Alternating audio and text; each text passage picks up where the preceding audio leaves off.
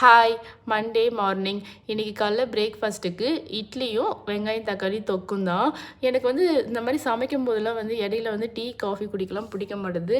ஃபுல்லாக எல்லாத்தையும் முடிச்சுட்டு இல்லை வந்து ஏதாச்சும் குக்கரில் அடுப்பில் விசில் போட்டு அந்த மாதிரி கொஞ்சம் ரிலாக்ஸாக உட்காந்து பிடிக்க தான் பிடிச்சிருக்கு. அப்பாடா எல்லா வேலையும் முடிஞ்சிருச்சு, இப்போ உட்காந்து எவ்வளோ நேரம் வேணால் காஃபி குடிக்கலான்னு சொல்லிட்டு காஃபி குடிக்கிறதுக்கே எனக்கு வந்து ஒரு 20 மினிட்ஸ் ஆகும். அவ்வளோ ரிலாக்ஸாக உட்காந்து குடிக்க தான் எனக்கு ரொம்ப பிடிக்கும்.